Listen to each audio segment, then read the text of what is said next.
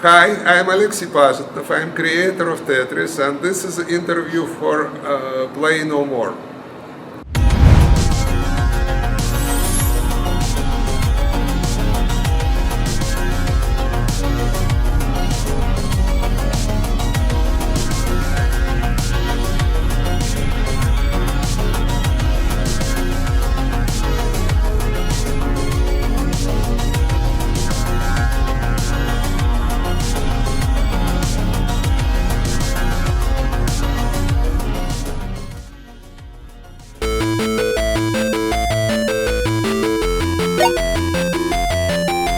Okay, sir. How are you? How you doing? Is this your first time here, Latin America? Yes, that's my first visit to Brazil and to Latin America, and I'm very excited to be here. And I got the Life Achievement Award. That's why I'm here, and I'm very honored by that. That indicates for me that my game is still loved here. What brought you to work with computers and develop games in the first time? Well, I became professional. That was my education. My background is programming, computer programming, and applied mathematics. That was my job. Yes. I work at Computer Center of Academy of Science of USSR that time. Yes. And I did work on pretty complicated thing for that time, for artificial intelligence and speech recognition and other stuff.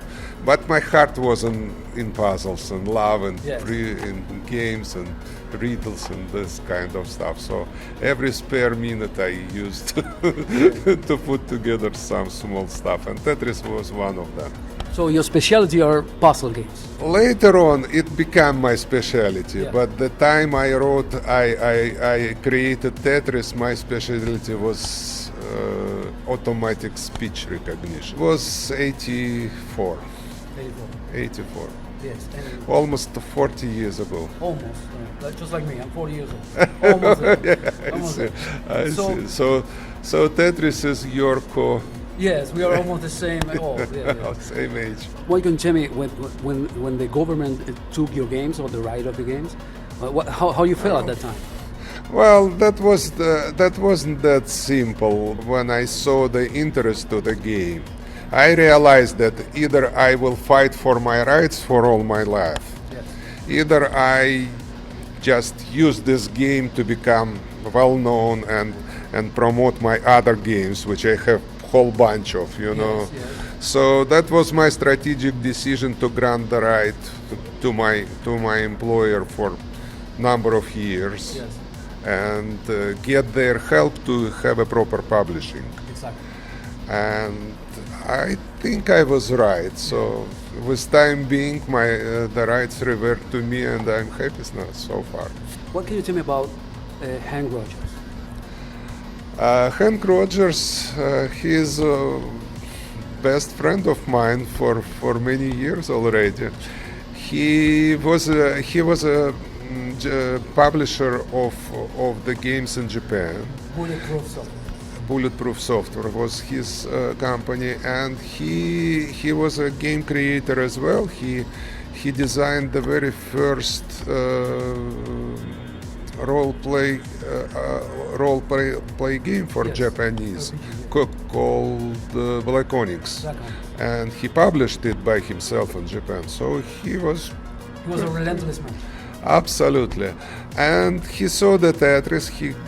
He fell in love with it. Yeah. He published it in Japan for several platforms, and then he came to Soviet Union to look for other platforms, and then we met, and we like each other. I saw him my other games and helped him to acquire the rights for the platform he needed that time for Tetris as well. And we are friends since. We have a Tetris movie now. Yes, I so saw it. it's mainly about Hank. We did work hard on the scripting right of this movie, so we try to do it as truthful as possible. Okay.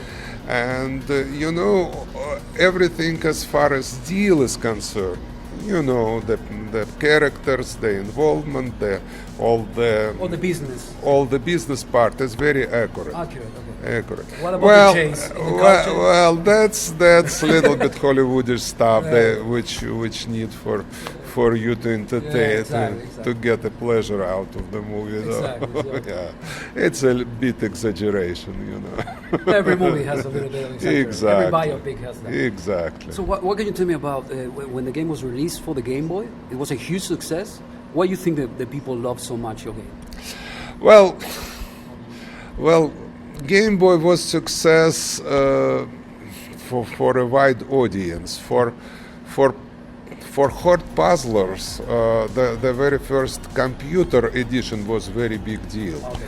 I in '88 I received maybe 13 first awards from all over the world for Amiga, Atari, Commodore 64, all those platforms published Tetris, and it was the #1 game that time.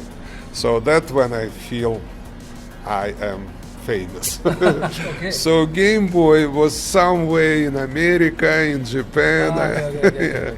Yeah, but I was very proud knowing that it's a very big number, and I love the version. It's a good version.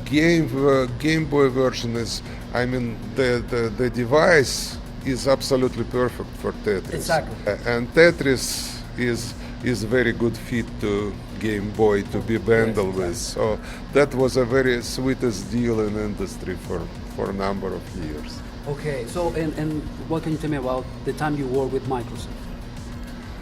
How was it for you? Oh, it was a very good time for me for my career. Finally, I got professional in what I dreamed to be professional, because all the time before I was kind of rather mathematician or programmer or whatever, and that was just my spare time.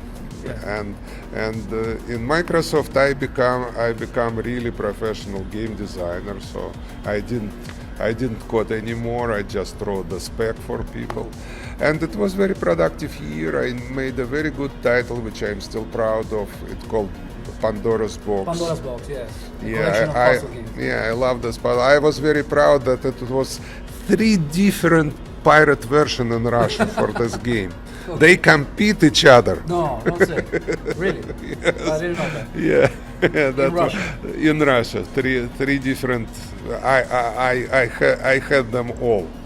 So it was very efficient, and I feel very good in this position. So it was probably the best 7 years of my career. Exactly. And at that time you started your own company, the Tetris company.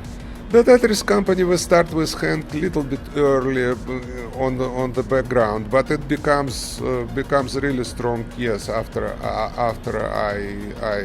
I was done with Microsoft. Our duty was to maintain the brand, and we did a good job. Okay. How do you see the future of games? Well, before the show, I tried to understand what's the state of industry in general, and I have a feeling that for last 10 years it was no really strong breakthrough in the stuff. So all the company kind of grow their muscles with the imaging, with better graphics, with better kind of content, very rich content and whatever. But I would say that I'm expecting really serious breakthrough in near future. First of all, I expect to use artificial intelligence to be used in the game somewhere, and that will blow up something. Yeah, that will blow up. That's what I strongly believe in. And also, I am a little bit surprised that with the hardware, we still use this old-fashioned kind of joysticks and whatever. So somebody should come up with some kind of brilliant idea which kind of break everything with the new hardware, with the very comfortable interface for people to play. Well, thank you so much for this interview. It was an honor to meet you. Thank you for having me. Thank you, sir.